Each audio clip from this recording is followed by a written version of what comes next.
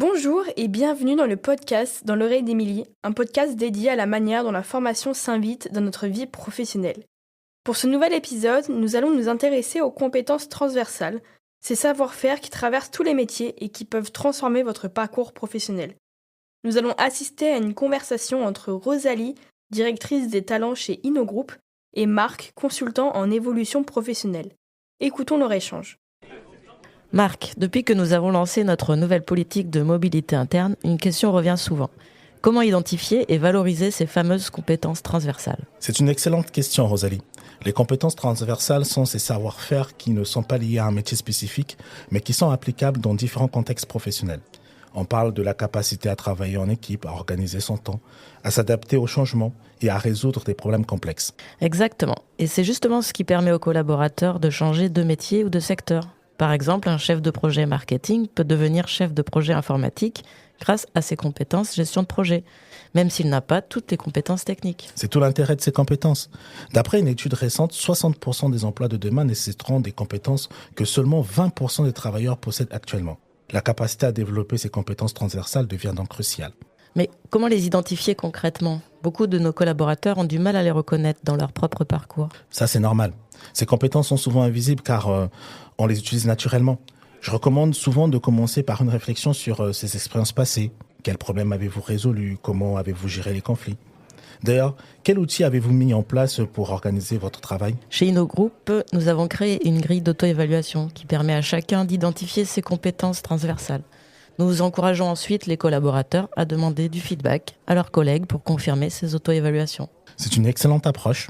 Et une fois identifié, comment aidez-vous vos collaborateurs à développer ces compétences ? Nous avons mis en place plusieurs initiatives. Par exemple, notre programme Vie ma vie permet de passer une semaine dans un autre service pour découvrir de nouvelles façons de travailler. Nous proposons aussi des missions transverses où les collaborateurs peuvent développer de nouvelles compétences. J'aime beaucoup cette idée de mission transverse. On peut aussi recommander les formations, bien sûr, mais rien ne remplace l'expérience concrète. Le volontariat, les projets personnels ou associatifs sont également des excellents terrains d'apprentissage. Et qu'en est-il de la valorisation de ces compétences ? Comment les mettre en avant efficacement dans un CV ou lors d'un entretien ? Il faut les illustrer par des exemples concrets et mesurables. Au lieu de dire simplement « je suis organisé », racontez comment vous avez restructuré un processus qui a permis de gagner du temps. Utilisez la méthode STAR, situation, tâche, action, résultat. C'est vrai. Nous formons aussi nos recruteurs à détecter ces compétences lors des entretiens, en posant par exemple des questions comportementales comme « racontez-moi une situation où vous avez dû faire preuve d'adaptabilité ». Exactement.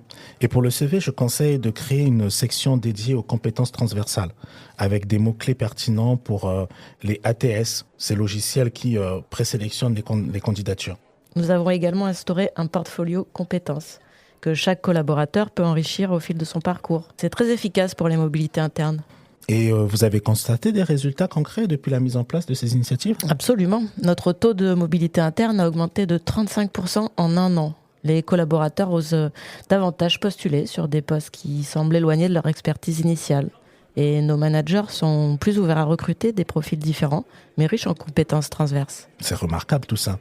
Et je parie que cela a aussi un impact sur votre marque employeur. Oui, nous attirons des candidats qui valorisent les opportunités d'évolution et de développement. Le turnover a significativement diminué. Tu sais quoi ? Un dernier conseil pour les personnes qui nous écoutent. Tenez un journal de bord de vos réussites, même les plus petites. C'est une mine d'or pour identifier vos compétences transversales et les illustrer concrètement.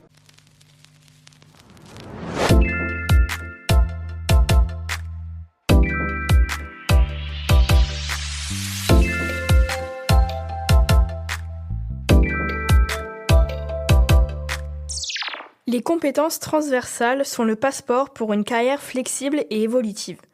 Dans un monde du travail en constante mutation, elles représentent un capital précieux qui ne se démode pas. L'identification, le développement et la valorisation de ces compétences ne sont pas seulement bénéfiques pour votre employabilité, mais aussi pour votre épanouissement professionnel. Elles vous permettent d'envisager votre carrière comme un parcours ouvert plutôt que comme une trajectoire linéaire.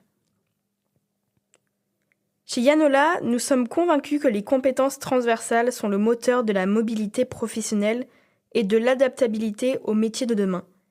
C'est pourquoi nous proposons des programmes d'accompagnement sur mesure pour vous aider à identifier développer et valoriser vos compétences transversales. Nos experts peuvent vous aider dans la création de votre portfolio de compétences et dans votre stratégie de positionnement professionnel.